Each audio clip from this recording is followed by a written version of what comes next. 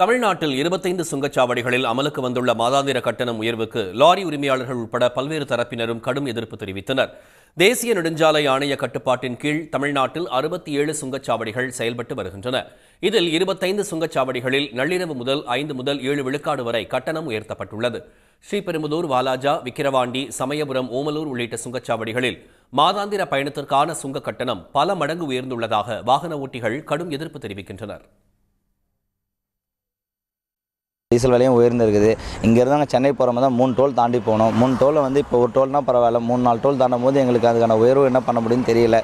இது நாங்கள் இதுவுமே தவிர்த்து நாங்கள் எங்கள் குடும்பத்துக்கும் நாங்கள் பார்த்தாகணும். மக்கள் வந்து இதுக்கான காசு எங்களுக்கு கொடுக்கறது கிடையாது. நாங்களே தான் வந்து டிரைவராக போட்டு எங்கள் இந்த டோல்கேட் பண்ணியை நாங்கள் எடுத்துக்கிறோம். அதை என்னன்றதை ஒரு கண்டித்து எதனா பண்ணி கொடுத்தா நல்லா இருக்குன்னு எதிர்பார்க்குறோம். நாங்கள் பாஸ் பண்ணும்போது நைட்டு மிட் நைட்டில் ஏற்றிட்டாங்க அப்படின்னு சொல்லிட்டு திடீர்னு நாங்கள் கையில் பணமோ ஏற்றின்னு வர சூழ்நிலை வரும்போது ரொம்ப சிரமமாக இருக்குது. இதனால் எங்களுக்கு பிரச்சனைன்றதை விட நாங்கள் ஒரு ஊருக்கு ஒரு வாடகை ஏற்றுறோன்னா அதில் 10 ரூபாய் சேர்த்து கட்டினா பொதுமக்களுக்கு ரொம்ப பிரச்சனையாக இருக்குதுங்க.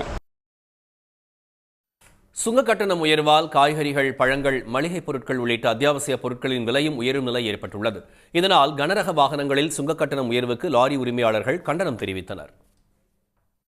நாங்களும் கிட்டத்தட்ட பார்த்தீங்கன்னா விவசாய பொருள் தான், தாராள வெங்காய வண்டி ரெகுலராக நாங்கள் பரவ மார்க்கெட் வந்துக்கிறவங்க. 6 மாதத்துக்கு ஒருக்கா 4 மாதத்துக்கு ஒருக்கா இப்படியே விலை ஏற்றிட்டே போகிறாங்க. அந்த அளவுக்கு ரோடு ஒன்றும் பெருசாக பராமரிப்பு இல்லை.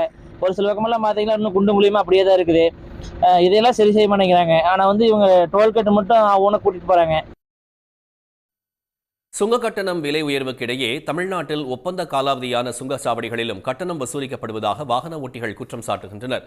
அவற்றை கண்டறிந்து உரிய நடவடிக்கை எடுக்க வேண்டும் என்றும் கோரிக்கை விடுத்தனர்.